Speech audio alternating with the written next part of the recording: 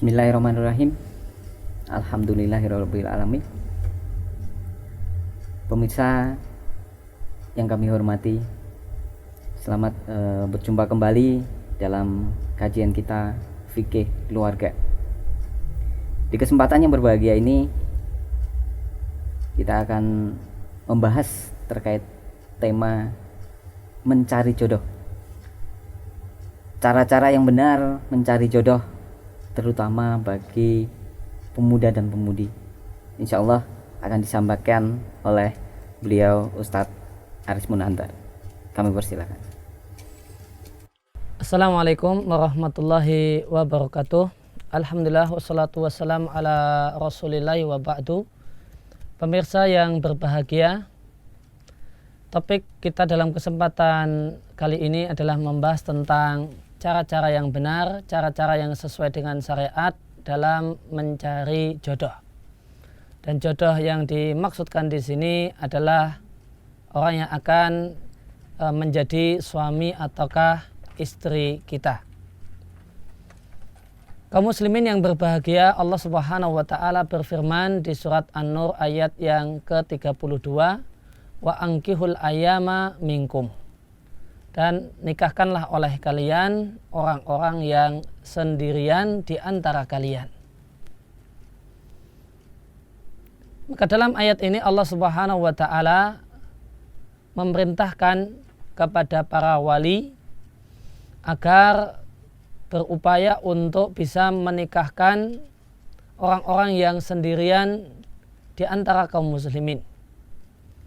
Menurut sejumlah ahli tafsir, yang dimaksudkan dengan kalian dalam surat An-Nur ayat yang ke-32 adalah wali. Maka berdasarkan ayat ini, pada dasarnya atau sebenarnya yang berkewajiban untuk mencarikan jodoh adalah wali. Maka terutama untuk perempuan, maka walilah yang paling bertanggung jawab untuk mencarikan jodoh dan memudahkan jalan bagi seorang muslimah, seorang wanita untuk mendapatkan seorang suami yang akan menjadi pendamping hidupnya. Maka ini satu hal yang patut disadari oleh para orang tua atau wali yang bukan orang tua. Karena wali seorang perempuan bukan hanya orang tuanya, termasuk wali seorang perempuan adalah kakak laki-lakinya atau adik laki-lakinya, demikian juga pamannya.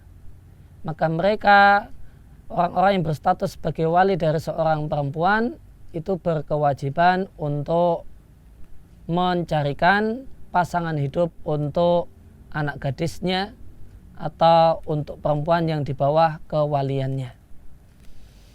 Pemirsa yang berbahagia, bagaimanakah cara seorang wali agar mendapatkan, bagaimanakah cara seorang wali untuk bisa menemukan jodoh yang tepat atau pasangan hidup yang tepat untuk anak perempuannya? Maka di sini wali bisa dengan pergaulannya dengan para laki-laki, boleh jadi di pengajian dan boleh jadi di tempat-tempat yang lain. Maka nanti bisa dia lihat manakah laki-laki yang cocok dan sesuai dengan karakter dan sifat anak gadisnya, ataukah dengan berbagai hal yang lain yang ada pada diri anak gadisnya. Maka wali bisa jadi dia menawarkan anak gadisnya kepada orang yang nampaknya tepat dan cocok bagi perempuan yang di bawah kewaliannya. Sebagaimana yang dilakukan oleh sahabat Umar bin Khattab radhiyallahu anhu tatkala anaknya Hafsah binti Umar menjanda.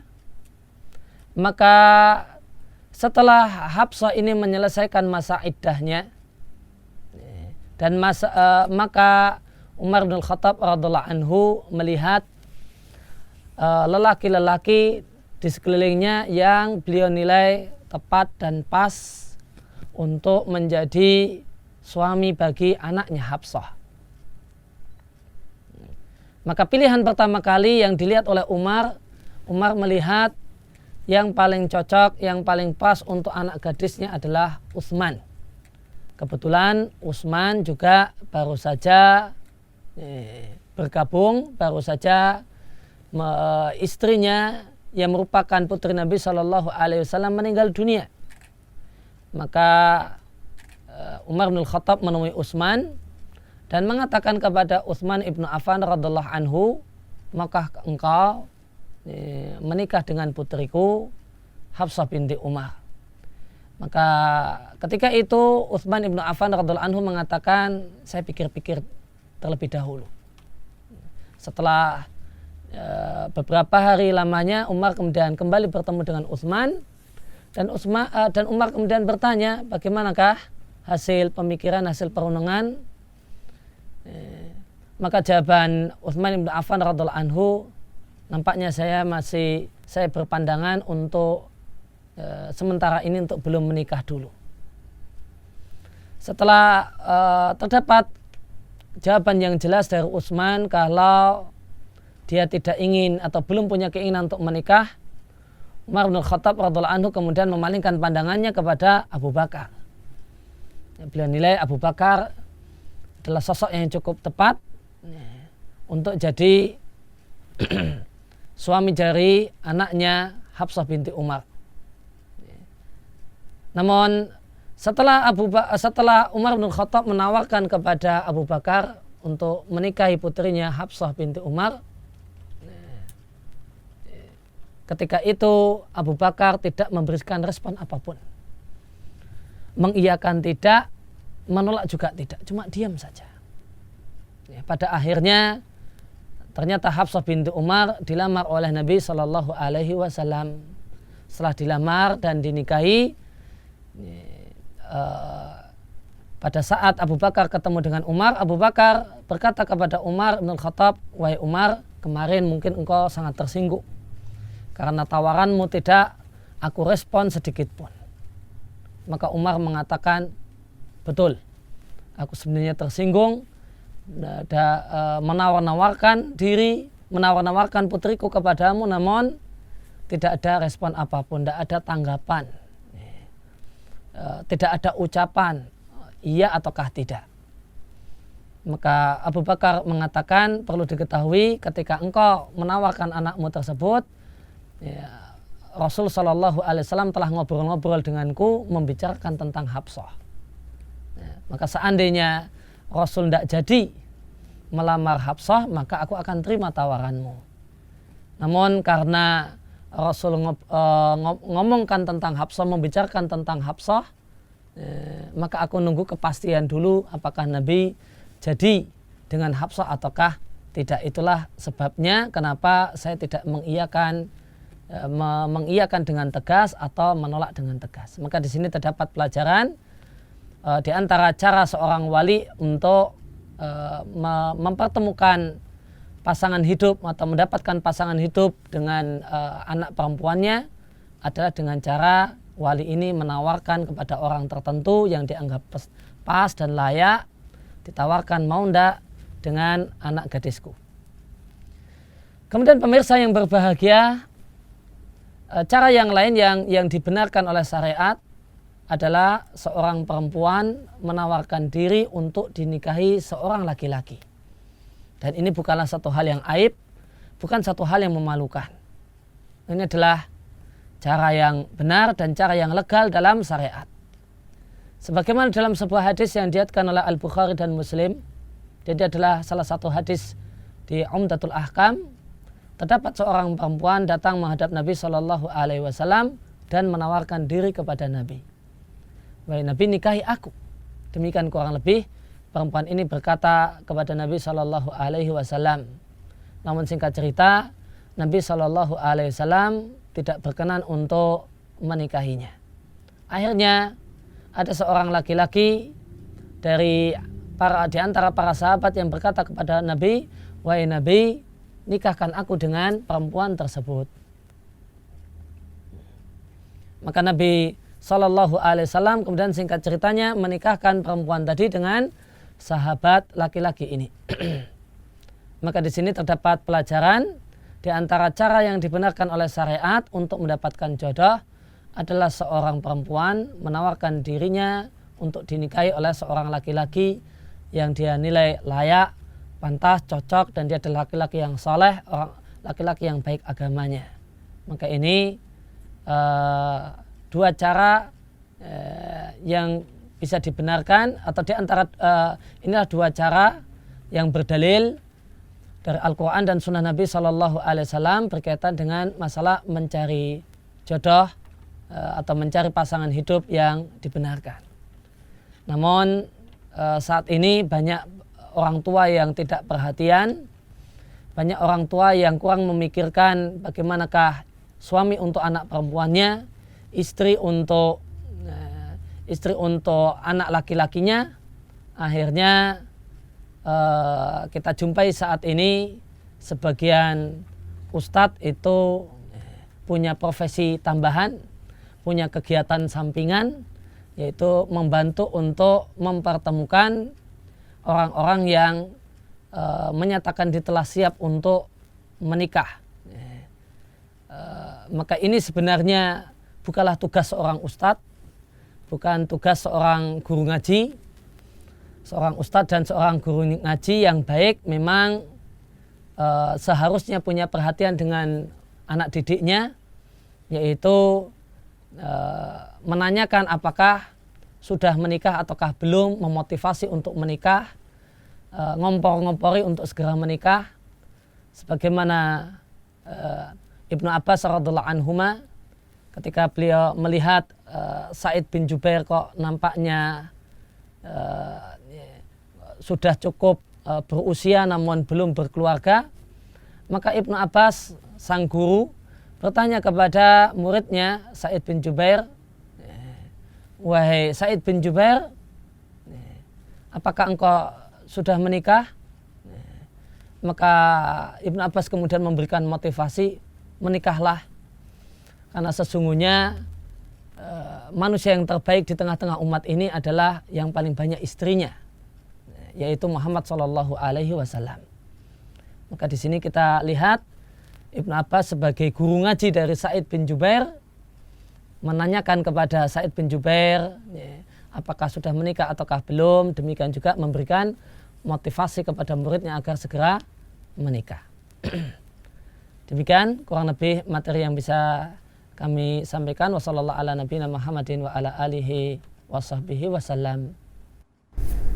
Demikian pemirsa apa yang disampaikan oleh beliau Ustadz Aris Munandar, bahwasannya ada dua hal yang perlu nanti diperhatikan bagi kita semua terkait bagaimana kita mencari jodoh yang sesuai dengan syariat Islam. Terkait dengan itu Ustadz, ada banyak hal yang mungkin nanti terkait dengan ini, di mana umumnya wanita ketika jatuh cinta kepada laki-laki mereka malu untuk menyampaikannya, sementara walinya tidak merespon seperti tadi disampaikan Ustadz, tidak punya perhatian terhadap anaknya, bagaimana mencarikan jodoh bagi anaknya. Apa yang bisa dilakukan bagi wanita tersebut ketika dia sudah merasakan perubahan yang terjadi pada dirinya dengan seorang laki-laki, Ustaz? Cara yang sehat untuk untuk menanggapi hal ini, kalau seorang perempuan ini malu untuk berkata terus terang, meskipun seandainya dia berkata terus terang kepada laki-laki tadi tidaklah mengapa. Sebagaimana kisah seorang perempuan yang menawarkan dirinya kepada Nabi Shallallahu Alaihi Wasallam, dan seandainya dia lebih didominasi rasa malu, jika harus terus terang ngomong kepada laki-laki yang dia sukai tadi, maka dia bisa minta tolong kepada beberapa orang. Yang terbaik seharusnya adalah minta tolong kepada walinya, kepada kakaknya atau kepada orang tuanya, kalau dia sebenarnya suka dengan seorang laki-laki. Nanti kemudian kakak atau orang tua bisa di samping jika memang laki-laki tersebut dinilai cocok, pas, baik agamanya, dia bisa tidak lanjuti. Atau solusi yang kedua, dia bisa minta tolong orang soleh yang terpercaya, yang sudah berkeluarga, untuk menyampaikan hal ini. Dan misalnya seorang ustadz yang sering memberikan pengajian, menyampaikan pengajian kepada laki-laki tersebut, sehingga laki-laki ini menghormati sang ustadz, sehingga bahasanya lebih enak. Maka dia bisa minta tolong kepada seorang ustadz atau orang soleh yang lain, yang terutama yang sudah berkeluarga, untuk menjadi penyambung lidah keinginan si perempuan, keinginan hati si perempuan dengan laki-laki tersebut.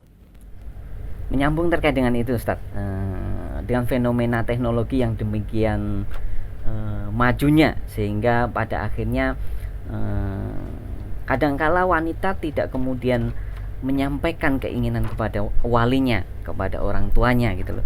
Tetapi ada media-media yang mereka gunakan, katakanlah sekarang mungkin ada banyak teknologi terkait dengan mencari jodoh melalui Facebook, ya, melalui biro-biro jodoh. Dan yang cukup fenomenal sekarang terkait dengan biro jodoh ini, banyak ditayangkan di televisi acara-acara terkait bagaimana menjodohkan antara wanita dan laki-laki. Sejauh mana hal ini sesuai dengan syariat Islam, Ustaz? Yang pertama berkaitan dengan masalah mendapatkan jodoh melalui Facebook atau semacam itu, maka ada satu kaidah fikih yang patut untuk dipertimbangkan, yaitu mabuniya alal fasid fahuwa fasid. Segala sesuatu yang asalnya itu adalah jelek, maka biasanya umumnya hanya akan mendatangkan kejelekan. Maka jika seorang itu mendapatkan jodoh, ketemu calon suami atau calon istri melalui jalan Facebook, biasanya itu berawal dari pembicaraan-pembicaraan yang sebenarnya tidak dibenarkan oleh syariat. Boleh jadi pembicaraan yang berlebihan, yang itu tidaklah dituntunkan melebihi batas-batas norma-norma yang ditentukan oleh syariat ketika terjadi komunikasi antara laki-laki dan perempuan. Akhirnya setelah syariat dilanggar, norma-norma berkaitan dengan komunikasi antara laki-laki dan perempuan dilanggar, ya, timbullah virus merah jambu, timbullah kemudian rasa cinta, rasa suka. Maka ini, jika demikian ini terjadi, maka ini berarti rasa cinta ini dibangun di atas jalan yang salah. Dan sesuatu yang dibangun di atas jalan yang salah, maka dia hanya akan menghasilkan sesuatu yang buruk. Demikianlah umumnya. Kecuali memang Allah Subhanahu wa Ta'ala berkehendak lain. Namun umumnya jika sesuatu itu didapatkan dengan cara yang tidak benar, dengan cara yang tidak sesuai dengan syariat, maka keberkahan rumah tangga, keberkahan pernikahan tersebut itu dikhawatirkan berkurang, tidak maksimal, atau bahkan tidak ada sama sekali. Oleh karena itu, perjodohan dengan melalui Facebook atau chatting atau yang lain, satu hal yang sangat-sangat tidak kita sarankan. Dan boleh jadi perjodohan semacam ini terjadi, sangat dimungkinkan terjadi dari dua jarak yang sangat berjauhan. Ketika dua jarak ini berjauhan, nanti akan, kalau mau dilanjutkan, ditindaklanjuti, maka nanti akan ada pelanggaran-pelanggaran syariat yang lain dan hal-hal yang kurang tepat sesuai dengan norma-norma syariat yang lain. Akhirnya saling kenalan dengan bertukar foto. Yang bertukar foto ini, ketika foto itu diberikan kepada orang lain, tidak ada jaminan dia hanya akan menggunakan sesuai hanya kebutuhan, setelah itu kemudian dihapus, filenya dihilangkan, boleh jadi tetap disimpan, dan ini adalah sumber bahaya. Maka terdapat banyak hal-hal yang nanti akan kita jumpai pelanggaran-pelanggaran syariat jika pertemuan melalui Facebook ini ditindaklanjuti. Oleh karena itu kita sarankan untuk cari jodoh itu dengan orang yang tidaklah jauh-jauh dari tempat tinggal seseorang, dan itu pun melalui cara-cara yang benar. Kalau antar negara atau bahkan antar pulau, dan itu pun caranya dengan ketemuan lewat internet, lewat Facebook, lewat chatting dan seterusnya, maka kita khawatirkan